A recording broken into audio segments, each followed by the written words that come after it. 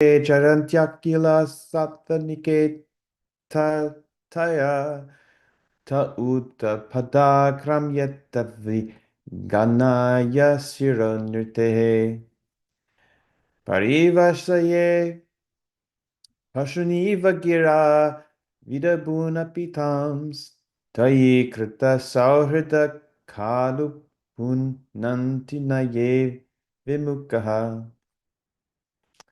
Not sure if that's even the right meter, but we'll roll with it.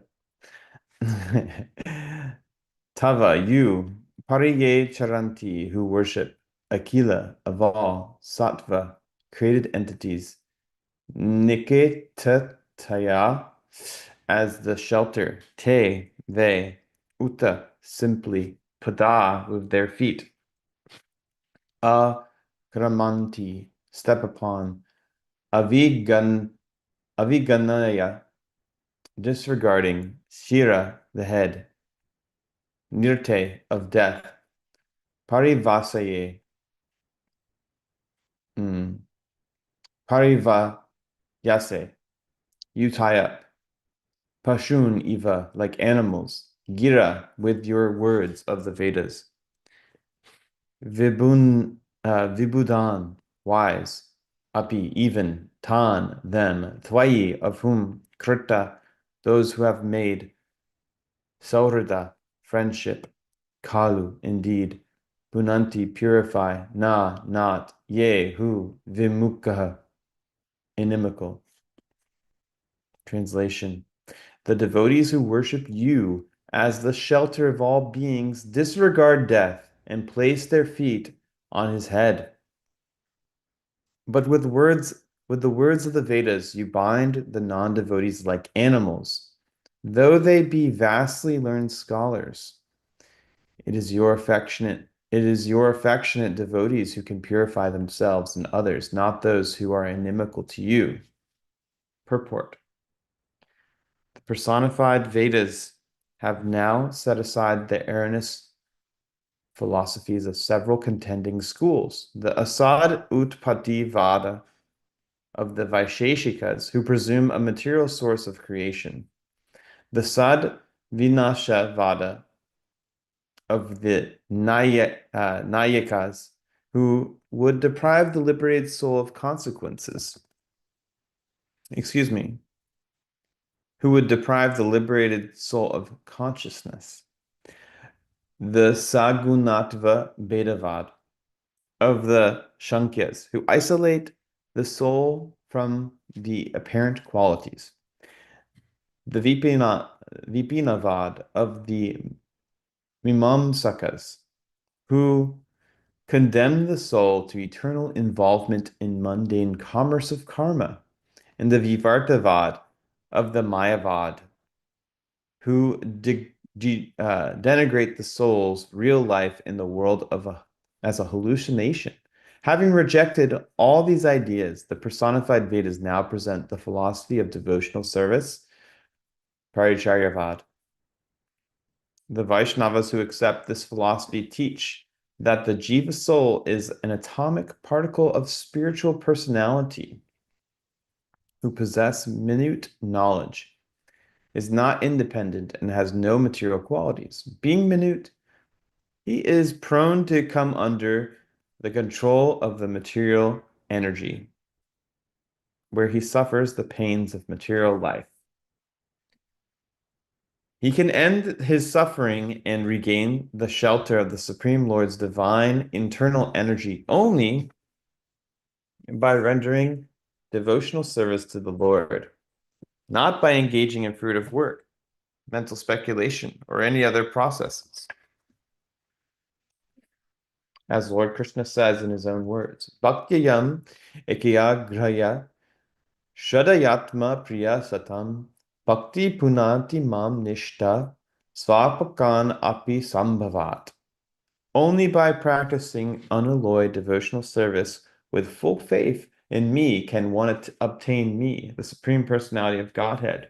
I am naturally dear to my devotees, who take me as the only goal of their loving service.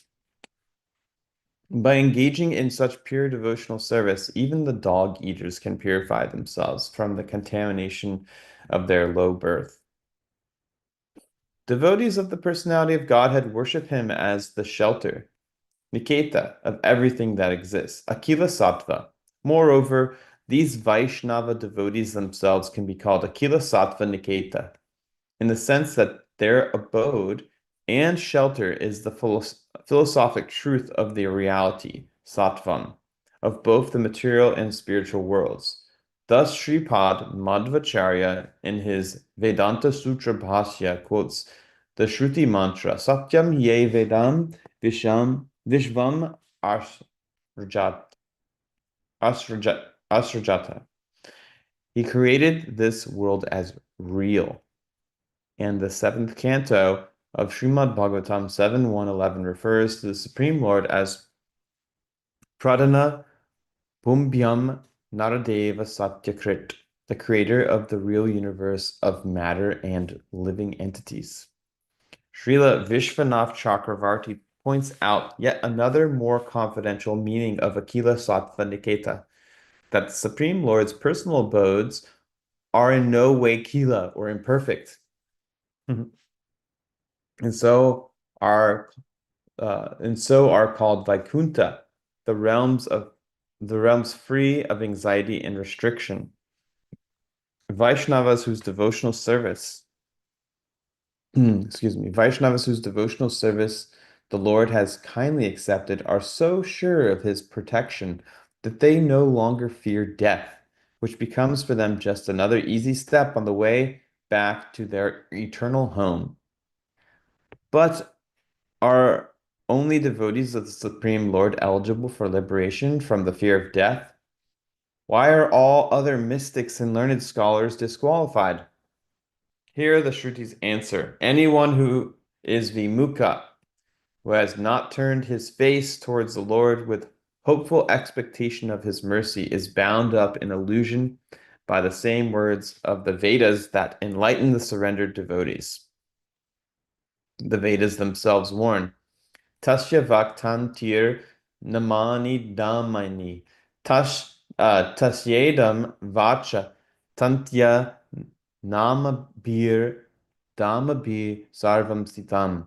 The threads of this transcendental sound form a string of sacred names, but also a set of binding ropes. With the ropes, with the rope of their injunctions, the Vedas tie up this entire world, leaving all beings fettered by false designations. The reality of the soul and supersoul is aparoksha, imperceivable, but only to one with transcendental vision. But only to one with transcendental vision. Philosophers whose hearts are impure mistakenly presume that the truth is instead paroksha, that it can only be speculated upon and never experienced directly. The knowledge of such thinkers may help them dispel certain doubts and misconceptions about the lesser aspects of reality, but it is useless for transcending material illusion and approaching the absolute truth. As a general rule, only the devotees who faithfully render loving service unto the Supreme Lord up to the point of complete purification receive his grace in the form of aparoksa gyan, direct realization of his greatness and wonderful compassion.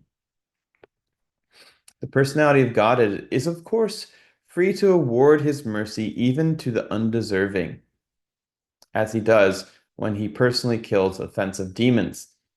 But he is much less inclined to bless Mayavadis and other atheistic philosophers. One should not think, however, that the devotees of Vishnu are ignorant because they may not be expert in philosophical analysis and argument. The soul's perfect realization is to be gained not through his own efforts at mental speculation, but by receiving the Lord's favor. This we hear from Vedic authority Katha Upanishad 2.2.23 and Mundaka Upanishad 3.2.3.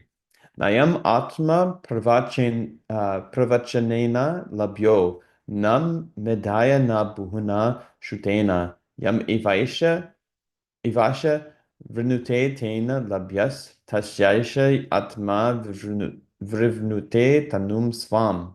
The Supreme Self cannot be reached by argumentation or by applying one's independent brain power or by studying many scriptures. Rather, he alone can achieve the Self whom the Self chooses to favor. To that person, the Self reveals his own true personal form. Elsewhere, the Shruti describes the devotee's success. Dehante deva parambrahmat tarakam vyakaste. At the end, at the end of the body's life, the sanctified soul perceives the Supreme Lord just as clearly as if seeing the stars in the sky. And in its last statement, the Svetashvatara Upanishad 6:23 offers this encouragement to aspiring Vaishnavas. Yasya dive para bhaktir yata devi tata guru taishyate katita yarta prakashanti mahatmanaha. Unto those great souls who have implicit faith in both the Lord and the spiritual master, all the imports of Vedic knowledge are automatically revealed. In this regard, Srila Jiva Goswami cites other verses of the Svetashvatara Upanishad 4:7 through 8 and 4:13. Dushtam yada pashyantanyam isham asya mahimanam iti vita shoka cho kshare para yaman yasmin deva adi vishve nishedu yastam veda kim richa karishyate yad yad tad yad it tad vidus ta ime samaste. The Supreme Lord is he who is referred to by the mantras of the Rig Veda, who reside in the topmost eternal sky and who elevates his saintly devotees to share the same position. One who has developed pure love for him and realizes his uniqueness then appreciates his glories and is freed from sorrow. What further good can the Rig mantras bestow on one who knows the Supreme Lord? All who come to know him achieve the supreme destination. Yovedanam adhipo yashmil loka adhishrata yaisho sya dvipadas chatushpadas tasmai devaya havisha videma. To him who is the master of all the Vedas, in whom all planets rest, who is the Lord of all known creatures, both the two-legged and the four-legged, to him, the personality of Godhead, we offer our worship with oblations of ghee. Referring to those who desire liberation, Sridhar Swami prays, Tapantu, tapantu tapai, parpatantu parvatad, atantu tirtani patantu kagaman yajantu yager vivadantu vader harim vina naiva mritim taranti. Let them suffer austerities, throw themselves from mountain tops, travel to holy places, study the scriptures, worship fire sacrifices, and argue various philosophies. But without Lord Hari, they will never cross beyond death. Namo Vishnu Padaya Krishna Prasthaya Puttarishwati Radha Hare Krishna. Well, I think everything that has to be said was said, perhaps, and more. So I'm going to do my best to elaborate on some of these points. There are obviously so many angles that you can look at this, as we see in the purport. I'm going to read the translation again just so we can come back to it. The devotees who worship you as the shelter of all beings disregard death and place their feet on his head. But with the words of the Vedas, you bind the non-devotees like animals, though they be vastly learned scholars. It is your affectionate devotees who can purify themselves and not those who are inimical to you. And so, yeah, just reading it and reflecting on the purport, Um, the purport has dissected every part of this verse, which is incredible. Um, the first sentence in this verse talks about the devotees who take shelter of the Lord disregard death, and they place their feet on its head. And in the purport, it mentions that the devotees are not afraid of death because they see death as just another step. Um, the materialists, the people who relate with the body, they're very much afraid of death because it is the end of existence for them as they know it. It is the end of sense gratification, the body, who they believe to be the self. It is the cutting of ties to this material world, may it be sense gratification, family, so-called love, um, so-called kingdom, uh, business, whatever it may be. It is the end of all that, and the living entity who only relates to even themselves and the world in a materialistic way, that is the most scary thing, where it all ends. Everything you know to be true ends. Therefore, that is the greatest fear to most entities in this material world. But the devotees, one of the first teachings of Bhagavad Gita and one of the first steps to self-realization is realizing that you are not the body, that you are the eternal spirit soul.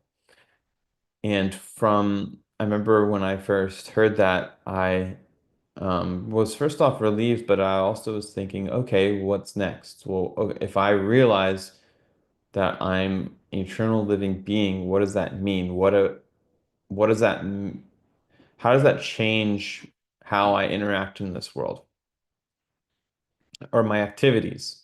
What does an eternal spirit soul do? So, um, when you come to sadhana bhakti and practicing devotional service, then it makes sense that the soul is meant to serve. And so then your activity is taken care of. And then the devotee goes throughout life serving and in the process purifying the heart, purifying the mind by chanting and honoring prasadam and by associating with other advanced devotees, they gradually advance and become more and more freed from the material situation. Um,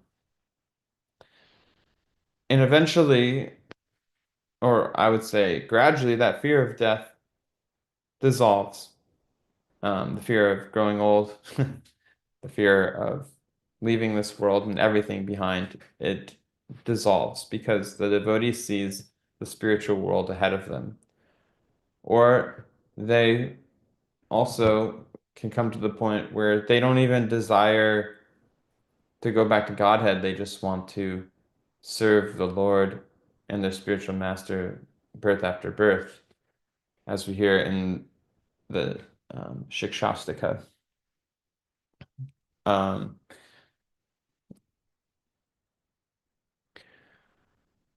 so the devotee just sees this temporary material body passing away from this world as just another step in their path of service to the Lord.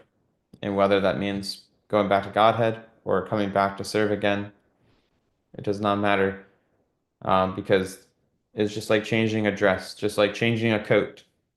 You know, you have one coat on, you take it off and put on another coat. And there are many, I would say, levels and layers to this realization. Um, you know, the preliminary level of realization, as we hear in the Shastras of the Six Goswamis, I believe it's Nectar of Devotion, um, that the first, I think it's symptom, is that you become free from all material suffering. And that feeling of freedom from material suffering is so relieving, and I like to call it a sneak peek when you get this initial feeling of relief from material suffering, is you're given a little sneak peek into what it actually feels like to be free from material suffering. But you get that initial feeling in the beginning of practicing bhakti to give you encouragement and hope. Um, and this, of course, is before anartha vritti, where you start to have to actually go in and uproot those anarthas consciously. And the anartha vritti stage is not an easy one. Sometimes people actually stop practicing bhakti during that time because they start to blame bhakti as um, the reason that they're experiencing difficulties. They'll think, "Oh, I was fine before. Like before I had all this conflict with this other person, or that people started pointing out all my inefficiencies and all my um, bad habits. I was doing fine before. Some might think this, and they might start to actually blame bhakti or the devotees who are around them, and they ignore the fact of looking within. So, in this stage, I see people either continue bhakti or they leave. And so this is a difficult stage to get past. But if a person can tolerate and continue, then they will stay on the path of bhakti and they will never give up. Um, and then eventually you will get to the point where you actually feel that complete relief from material miseries. Um, And that's, yeah, and back to the first um, sentence here is death, the fear of death is not there. I want to move on to the next sentence. But with the words of the Vedas, you bind the non-devotees like animals, though they be vastly learned scholars. And there's a sentence in the purport that I thought was really funny. I mean, it was well put. Um, it's a very long purport, so I don't know if I can find it, but it basically said that the words of the Vedas themselves entangle entangle those who are not devotees, right? So I'm trying to find it because uh, I could not recreate that with my own words. Um, let's see if I can find it. That was the word rap.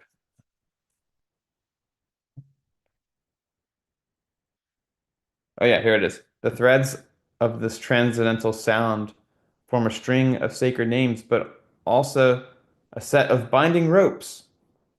With the rope of their injunctions, the Vedas tie up this entire world, leaving all beings fettered by false designations. So I thought that was an interesting statement there. Um, and as we hear in the first part of the purport here, there's all these different schools of thought. They all studied the Vedas, studying the same books, but there's different interpretations of the Vedas. So the Vedas, which are meant for us to develop bhakti with those who don't have the same hearts, those who don't have the same, uh, I guess, intentions, or maybe it's even just opportunity to study under a bona fide lineage of bhakti. They're entangled by the Vedas. They're in the sense that if they misinterpret, the Vedas themselves keep them in this world. Like uh, the Mimamsakas, who condemn the soul to eternal involvement in mundane commerce and of karma. So somehow that even the Vedas, the interpretation of the Vedas, here we're reading the same books.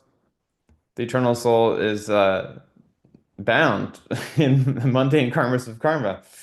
So how did we get there from becoming free from the fear of death and from the cycle of birth and death and engaging in the eternal loving service of the Lord? Some are interpreting it different ways. Um, some say the Mayavadis, they say that the soul's, it says right here, the soul's real life in this world is a hallucination. So they say the material world is not real. Where the devotees, the those who study the path of bhakti will say, no, it's real, but it's temporary. It's the Lord's energy, so it is real. It's his elusive energy, but it's not false. It's it's it's real, but it's temporary.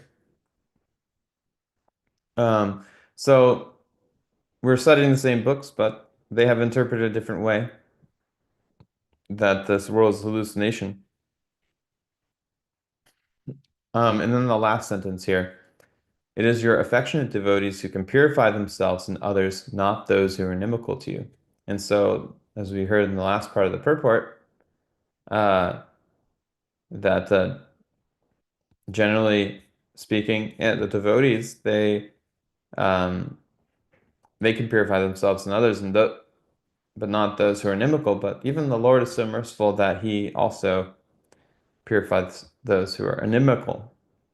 Um, as we read it in uh, the same canto, 10th canto, he has liberated so many demons. Those who were quite inimical wanted to kill him and his friends.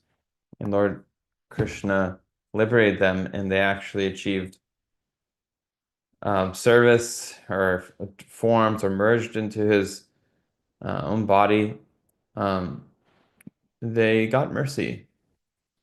So the Lord is ever merciful to his devotees, but also those who are inimical can also be have the Lord's favor, um, which is amazing. Actually, the Lord is from a human perspective, you can see the Lord as a hero in the sense as like a merciful hero, not one who just seeks to um, be the controller and dictator of all the material world, but he is a merciful um, father of all living entities, and he sees all living entities as his parts and parcels. And he actually wants the best for every living soul, every living being in this world, and he wants to have a relationship with them. And that's why he came as Lord Chaitanya to give the mantra, the Maha Mantra, and make the path of bhakti so easy for us in Kali Yuga, which we can attain self-realization within a short lifespan of maximum or maximum 100 years. Maybe some people live a little more, but we don't have much time compared to other ages to become self-realized and to get purified. But he gives a simple process of just chanting of Maha Mantra, chanting the Hare Krishna Maha Mantra, and we can become purified very easily and teach it to others. Such an easy thing. You can teach to other people who may not even have a spiritual inclination, but they can make advancement just by chanting the mantra even one time or hearing it. A couple weeks ago, we were oddly enough having a kirtan of like a kirtan event at a brewery here in town. I don't know how that happened, how we landed there, but I was invited to play a bass guitar and chant in a kirtan band. And so many people, actually, the most people came for the kirtan, which was an hour and a half long. And most people came for kirtan. Out of all the other music that day, most people were there for kirtan. And the whole place was dancing and chanting. And this is not like a bar, it's like an outdoor area, and it was like it's like definitely more of a has more of a I don't know communal vibe in the sense where it's like it's not like a bar like a dirty bar. Um, yeah. Anyway, so not everyone was drinking, for example. They serve like kombucha and things like that here too. So, um, but still, anyway, you're at a bar basically, and everyone in there is chanting, and um, not everyone. I mean, most people, I would say, were not devotees per se, and a lot of people who sometimes come to kirtan events came just because they wanted to chant. Um, but it was so easy. Like, actually, we played other mantras and songs, bhajans, and the Maha Mantra was the most popular one, and everyone could easily plug into it and start dancing, and everyone was smiling, and it was just proof that that in this age the kirtan is the Yuga Dharma, and it's the easiest, most simple, sublime way of making spiritual advancement.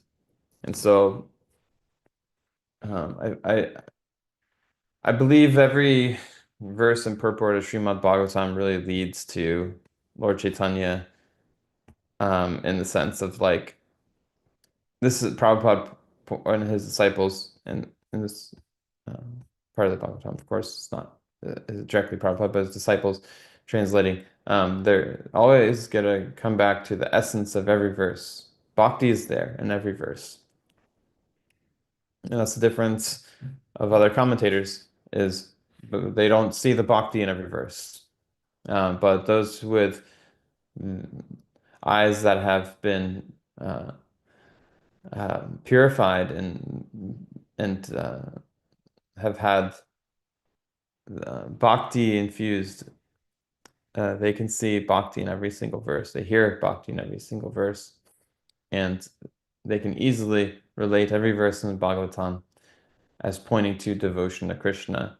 And then Lord Chaitanya being the embodiment of devotion to Krishna, unalloyed, completely surrendered, ecstatic devotion to Krishna. Um, Lord Chaitanya is that in complete personified embodiment. Every verse leads to Lord Krishna coming to show the way of how to serve him in unalloyed devotion. And so Lord Chaitanya in the way is like the epitome of all the scriptures.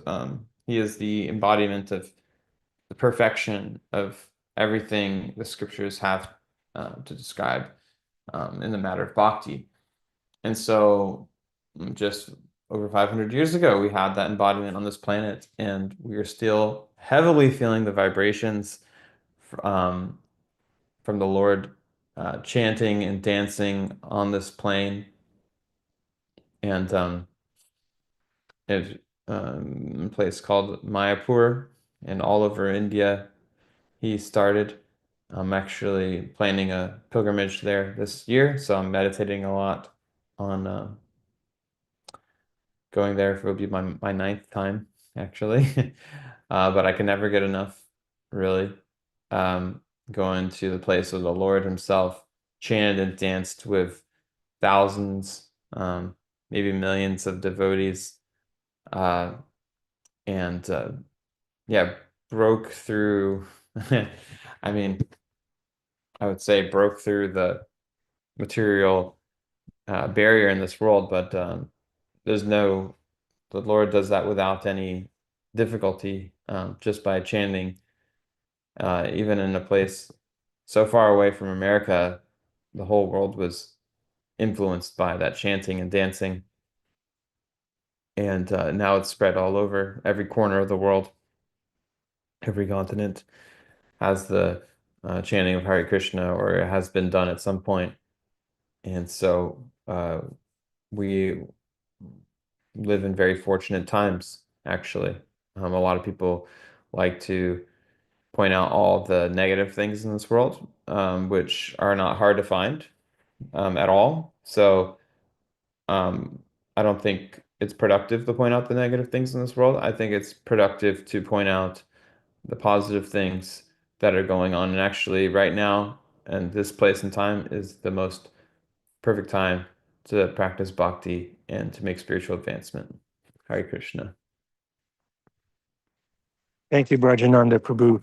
Brajananda Prabhu and his band, they are expanding Lord Chaitanya's prophecy. Every town and village says Lord Chaitanya, and every brewery adds Brajananda Prabhu. Thank you very much. You did the brewery, and now you can go on pilgrimage. It's all well-deserved. Thank you. Okay, let's open the flow. Let's open the gate with questions and comments. Please go ahead.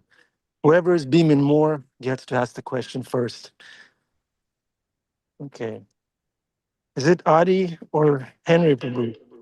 They're both beaming. Henry.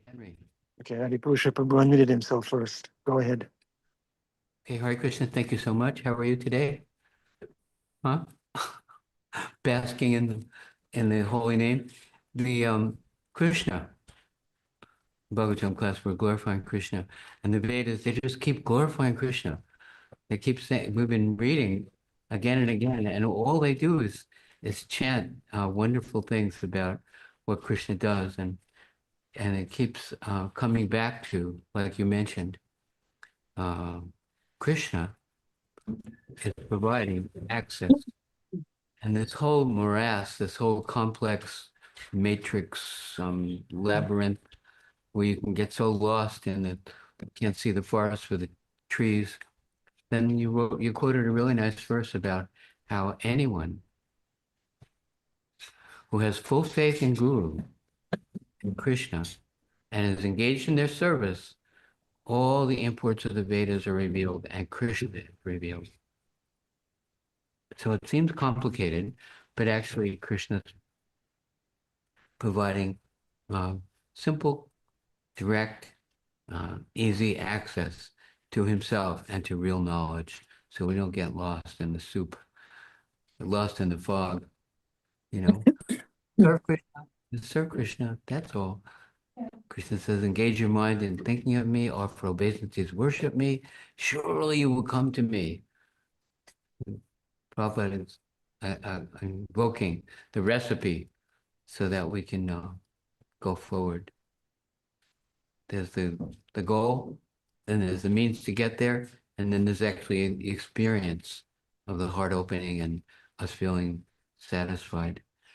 Sometimes we quote this, the children from the kindergarten, they sing, "We are satisfied living in the forest of Vrindavan." You've heard that before? You can imagine, 5, 6-year-old children, they're chanting, "We are satisfied living in the forest of Vrindavan. We are satisfied."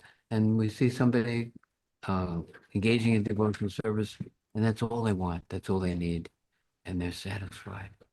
Anyway, just a small comment. You explained everything very nicely. And like you said right in the beginning, oh my God, what else is there to say after reading these verses? Everything simple and clear. Well, glory to Srila Prabhupada, Hare Krishna. Thank you again. Jai Prabhupada. Thank you for sharing, Prabhu. Henry. Hare Krishna. It's so nice to see my good friend Brajananda. I've learned a lot about Krishna from him. He's a mentor to me, and I very much enjoyed the class. I love that you wrapped it up about how it's productive to focus on the good things that are going on right now. Thanks to Srila Prabhupada and starting this wonderful movement, we have this incredible opportunity, like you say, in one lifetime. We can go from, just the darkest of ignorance all the way back to Godhead, thanks to the mercy of Srila Prabhupada and the devotees. And that's so positive. Thank you for being so positive and pointing that out. Hare Krishna. Hare Krishna. Yeah, I try to stay positive to a fault.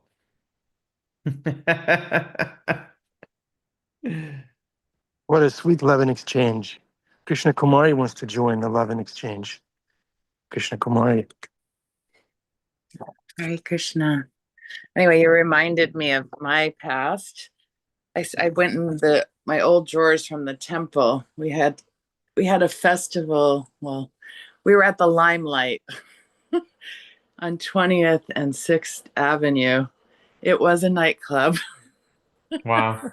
And we made these beautiful handouts with Prabhupada and the Maha Mantra. And it Oh, was this wow. guy, I think his name was, called himself like Mr. Purple or something. He would come to 2nd Avenue in the early 90s. And yeah, he had this whole vision of having kirtan going on. And yeah, it was quite beautiful that every like every place there's a shadow, there could be light. So, in my work, I'm actually a colon hydrotherapist. I help people, I create a space for them to let go. And I lots of times when they have parasites or yeast and things, I tell them they've let these other entities live inside of them, and that those entities have the same size soul as them, and that they actually need to emanate their light. They need to reclaim their mandir, their home, so that these other entities can go. It's not that you want to kill the Western philosophy is like bleach everything and destroy, but really we want to offer gratitude. Sometimes these entities move into us because we allow it, and then maybe they serve us in some way to get through some difficulty. We never know. But I also really like this concept. Ravinder Sarup would say many, many, many times that the golden age is happening. He says that Krishna keeps it fuzzy. Krishna may know everything. He says that Krishna keeps it fuzzy like a TV with the little specks of white. We have free will. The golden age is happening. So we have free will. It's going to happen with or without us, and we can choose to be a part of the golden age or not. But Krishna keeps it a little Absolutely. fuzzy. He actually doesn't, Minister Prabhu says, he doesn't actually know which of us are going to take part because he gave us free will. He keeps it just a little fuzzy because he wants to be surprised by how many souls and who is taking up the mission of this beautiful chanting and this great revolution of the golden age. It's very special Kali Yuga. Hare Krishna. Hare Krishna. Thank you for sharing. Thank you. Very esoteric aspects of bhakti. Someone said his name was Adam Purple. Krishna Kumari, the person who wanted to Yeah. do unique Yeah, kirtans. that's him. Yeah, Yeah. I appreciate what you say. David and Mr. Purple present the Maha Mantra. Yeah, yeah, and Krishna keeps things a little fuzzy in the sense, I believe, it's not always easy to see where, well, I guess people in this world, they don't see the golden age, perhaps. You have to, for me, I didn't know it was available. And then Krishna sent his devotees to me. Otherwise, my priorities in life were much different because I didn't really know.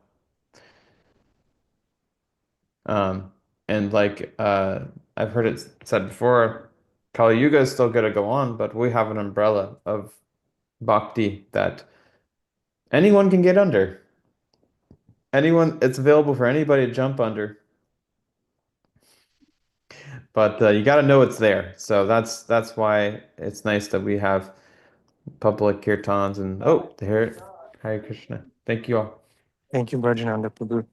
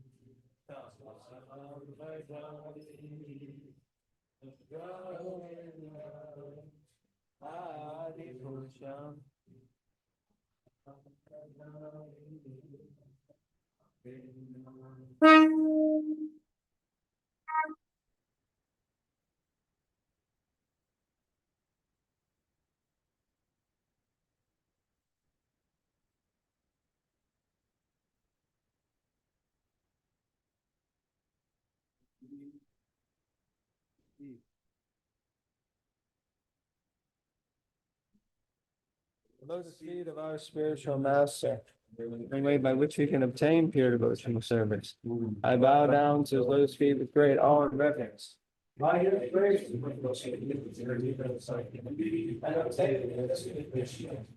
by the nutrition of my consciousness purified, and by the words emanating from this lotus mouth. Attachment to the lotus feet, perfection that fulfills all desire. He opens my darkened eyes and fills my closet transcendental knowledge. He is my Lord, the earth after birth. From him ecstatic pregnantness, the mighty goodness, the Vedic scriptures sing his character. Our spiritual master is the ocean of mercy, the friend of the poor and the Lord and master of the devotees. Oh, master, be merciful unto us, and give us the shade of your lotus feet. May your fame be spread all over the three worlds. We take such shelter in us. Srila Prabhupada ki Jaya Prabhupada, Prabhupada,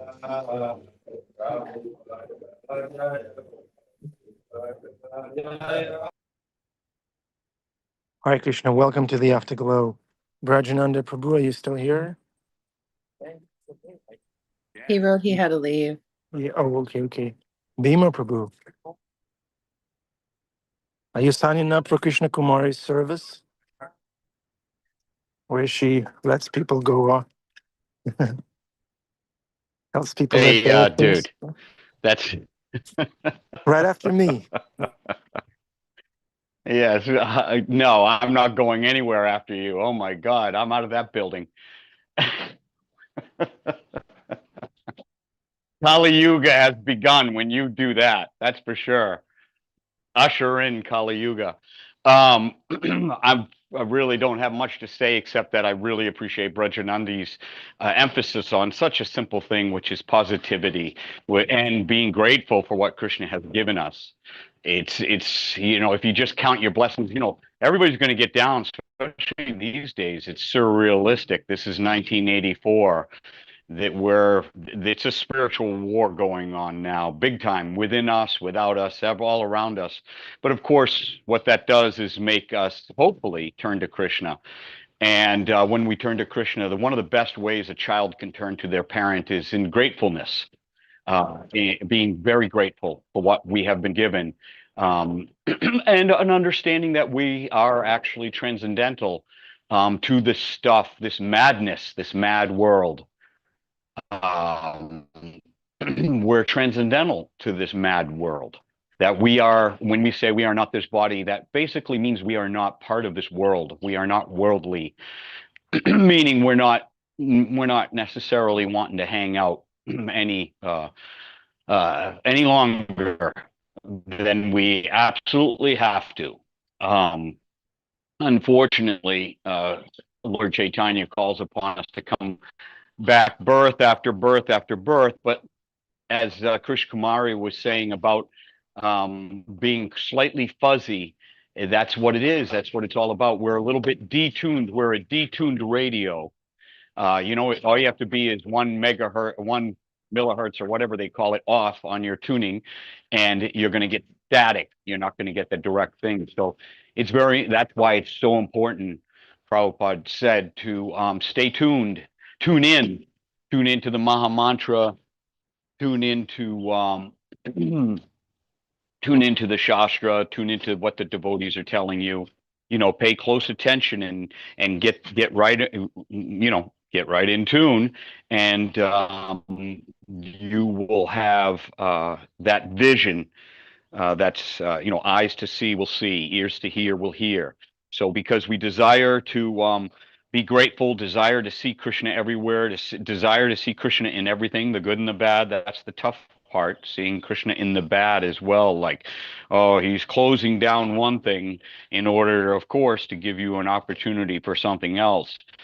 And as we can see in the story of Krishna Arjuna on the battlefield, Krishna's not going to do the fighting. He's going to bring the fighting to you. He's going to be your chariot driver. He's going to ride you right into trouble. He's going to ride you into the thick of it. Think about it. Nobody gets out of here without going through the fire. Nobody. Look at all the saints, what they did. Krishna does not take it, that we're so used to want it to be comfortable. And we can, as Queen Kunti said, let the calamities happen again and again. She's basically saying the calamities are sweet. The calamities are sweet. Why? Because to see these calamities is to see you again, Krishna. So what is she telling us? You know what I mean? That even calamities come, which is what's happening now. It's always been happening. Vietnam War, World War II. It's all bullshit.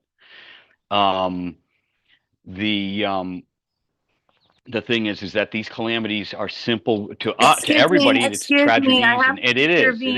it I have to is. Yes, intervene. Why would you use the yeah. term BS as a negative thing? You are really disgracing this glorious dung that is like, it is the gold of the earth. If you want to use BS, then All right, you're you have to right. use it as All something right, all positive. right, all right. What's the I'm substitute? sorry. What's the Look at her. substitute? You could say horse crap if you want, but you may not say cow dung. No. Yes, Ah, and horse, yeah. and listen, the horses, the horses are feeding us as well. So I can see that. You are Okay, correct. You you are better work correct. on it. You better Uh, work on it. Find another term. Look at that. She's serious. That's great. That's great. Um, yeah, for all this lie, Lie, this lie that we're being sold in this world. So, Yeah, of they're course, in lying order to to get us us to that wake up. that BS is a negative thing. That you've bought All into right. propaganda All here. right. Haribo. Haribo. Um, the point being is that we have to make a concerted effort when we chant or when we're in class to remember um, the gold that we have, the treasure that we have, and we may have to take some time to separate the dross from the gold. We may have to go through that fire, the crucible. The crucible is where the metal is melted. The crucible of the soul, in Christian speak, that the soul has to be heated to a certain temperature. Tapa is a temperature. It's heat. Tapa is heat. You have to that certain temperature in order for the impurities to come out. and the purity to be revealed. So, yeah, that's seeing the positive. Even in the negative, we see the positive. So, Hare Krishna Prabhu, great point, great class. Hari Bol. Thank you, Bhima Prabhu. Mathuranath Prabhu.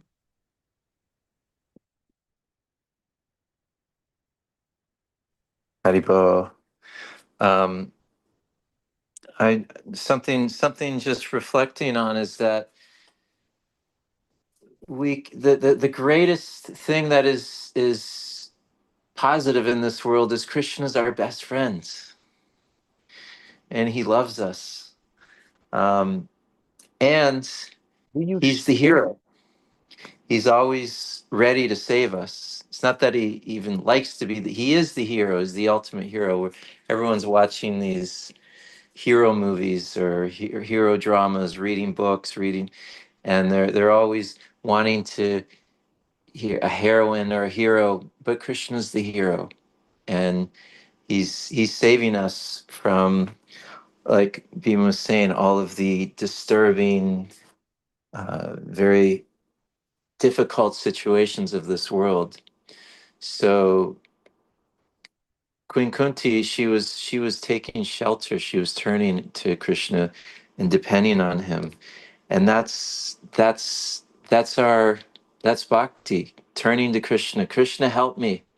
And not only in the big things, but we something we can learn to do in the little things too. Krishna, I have to get through this day, or I have to do this project. Please help me. I have to talk to this person. Please help me.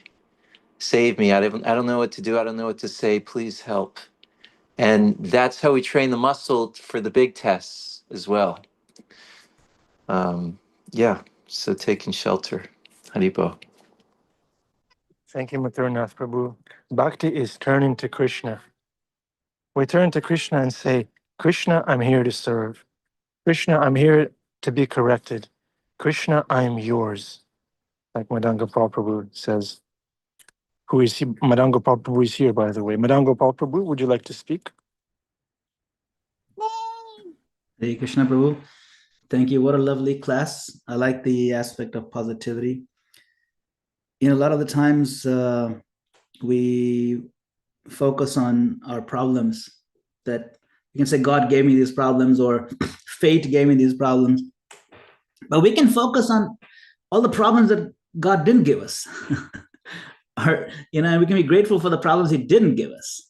And we can be grateful for the good things he has given us, rather than, the missing things, and the bad things. We can focus on the good things and the bad missing things that, could have been so much worse. And Prabhupada explains that in many places, that, it could have been so much worse than what I have.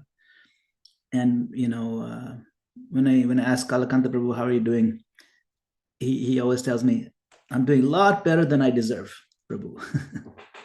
In other words, I deserve to do so much worse, but by Krishna's grace, I'm doing so much better. So being mindful of what we deserve.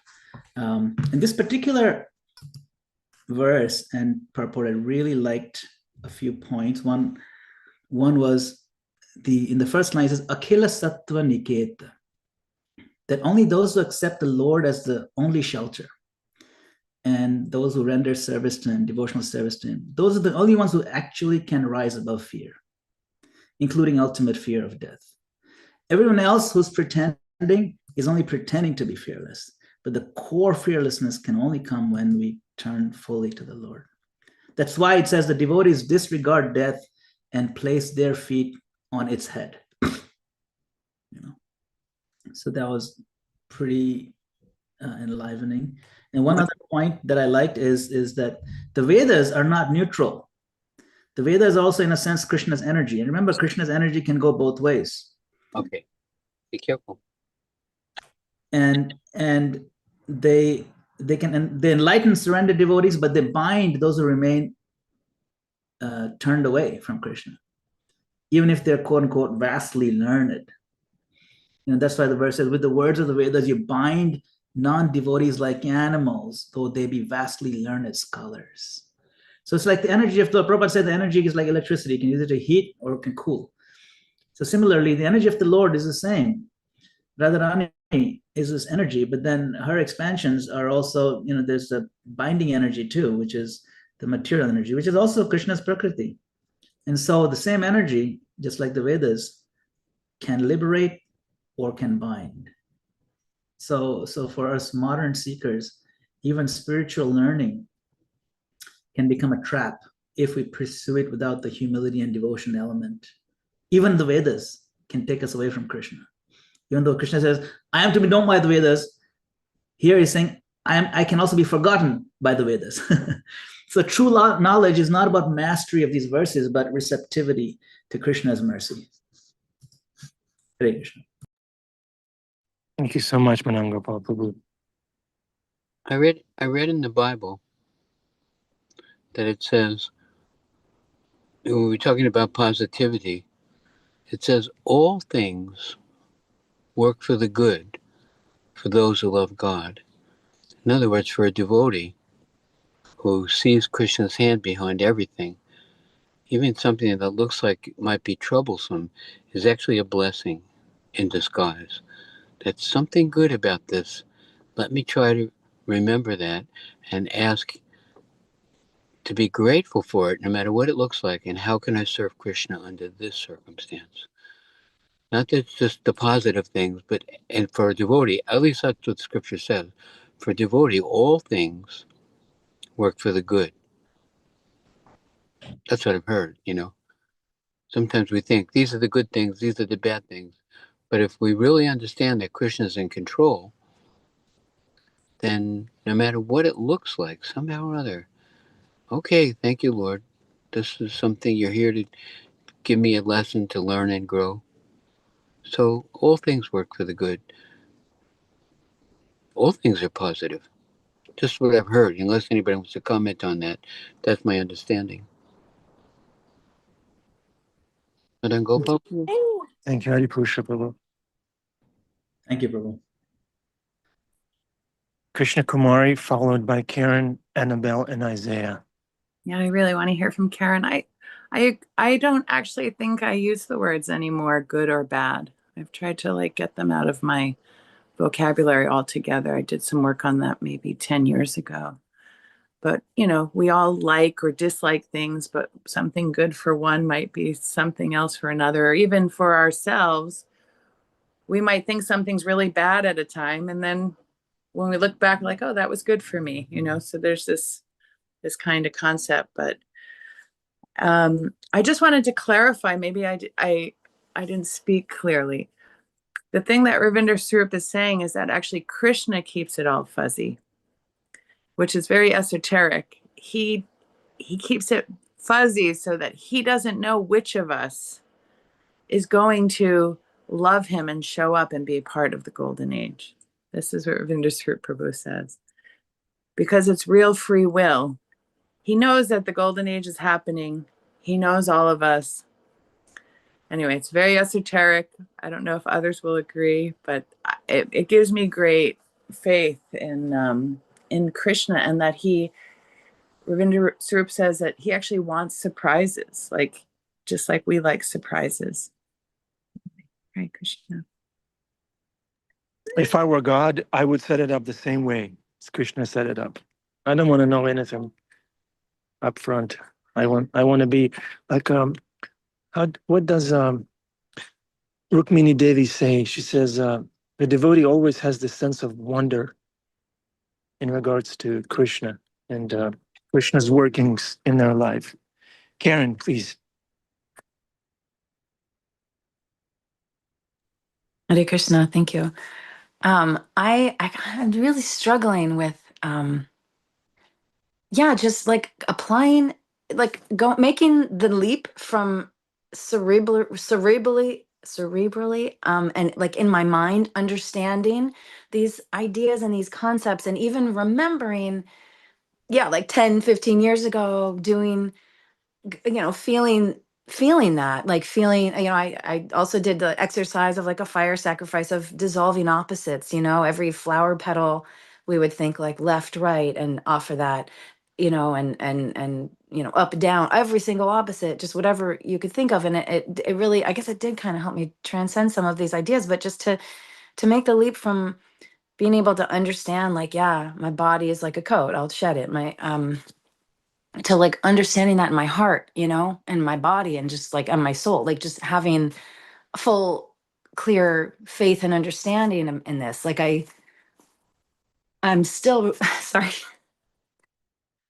I'm still so heartbroken over the loss of my mom, and it's been 2 years, and like, I just, when I hear this idea, like, it was when, I can't remember exactly what he was saying, um, but this concept of like the devotee, uh, being indifferent to death and changes and difficult times, like how do you go from like knowing that, like, yeah, I understand it, I get it in my head, but it's not sinking in on a deeper level, and every single day I'm like trying to get chant, and I'm do japa, do some arti, listen to class, and try to get some know Krishna a bit, and have this understanding and this faith um that it's all part of Krishna's plan, and I'm trying to surrender it all, and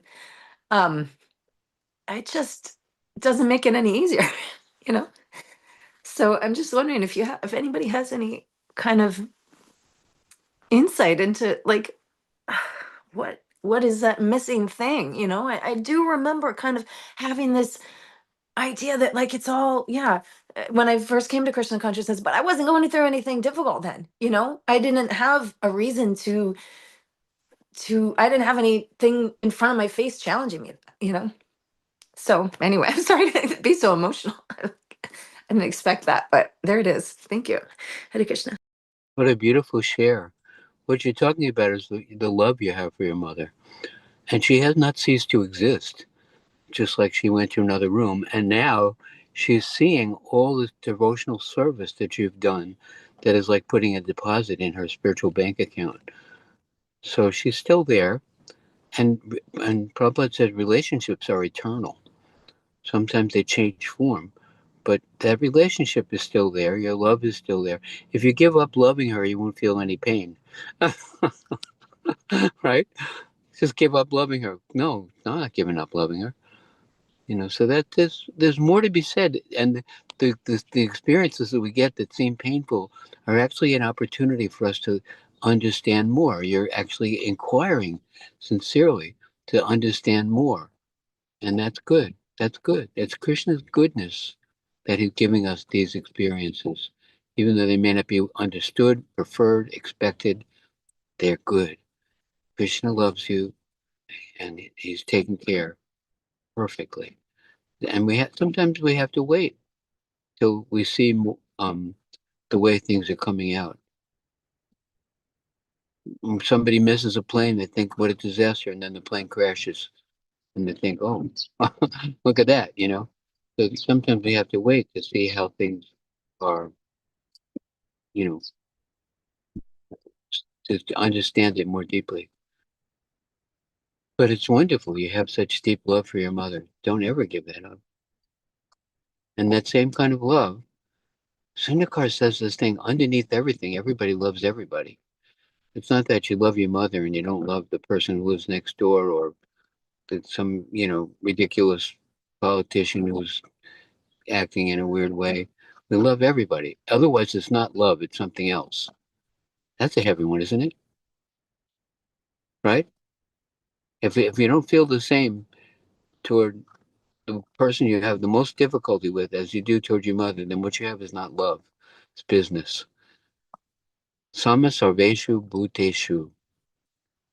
Everything's there and good, equally disposed toward every living entity, well wisher of everyone. No matter how they treat you, no matter how, it's comfortable it is to be around them, we wish them well. And this is how a mature devotee is. Satisfied, peaceful, loving for everyone, thanking Krishna for everything that happens, and just saying, okay, Lord, how can I serve you under this circumstance? That love that you have for your mother will be an impetus for you to show affection for others, right? Great. Now you're going to make me cry. Thank you. Hare Krishna. Bless you, Prabhupada.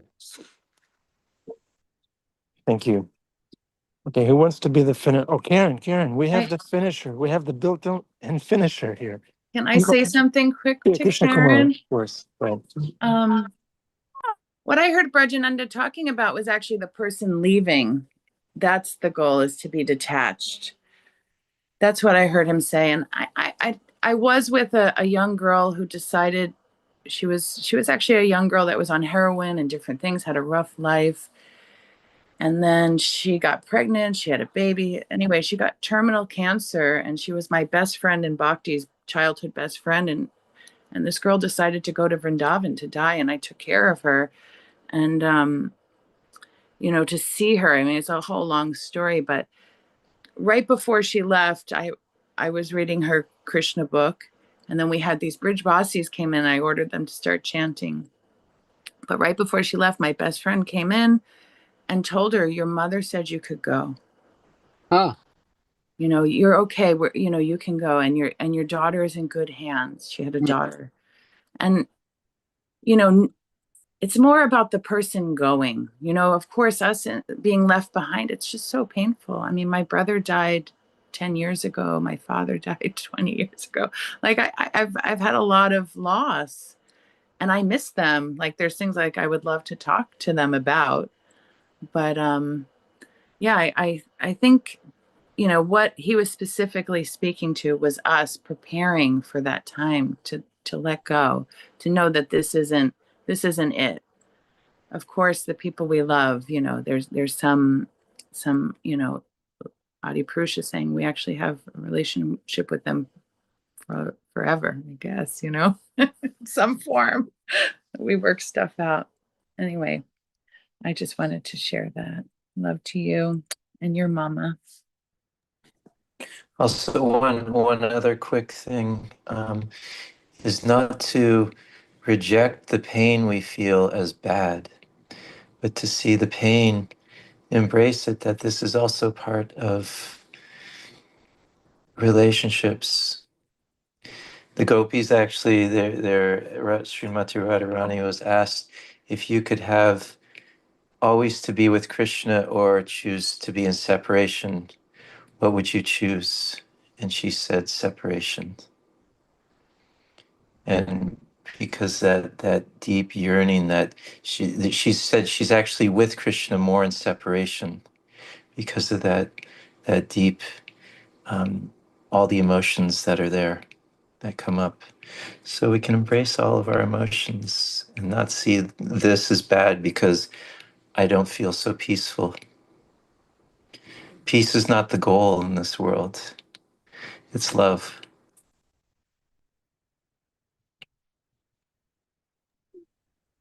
Thank you, Maturnath Prabhu. This is getting very esoteric. Thank you. Karen? I should say Annabelle and Isaiah, please. This is the most esoteric part of this class. The recitation of the Maha Mantra. If they say it softly, maybe it'll be louder for everyone in the park, for Ram's friends to hear. Oh, yeah. It seems like they got off their ass. Let me see. Hey. Oh, can you say Hare Krishna? Okay.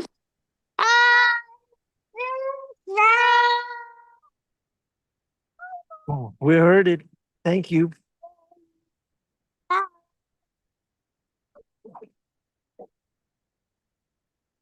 What happened? Huh? It's my co-host, Ram. Okay, Hare Krishna, Hare Rama. We love you. We need you. Morning class relationship is eternal. Please tune back in tomorrow. Krishna Kumari, pick freshly picked berries and offer them to Krishna. Please keep your challenge going.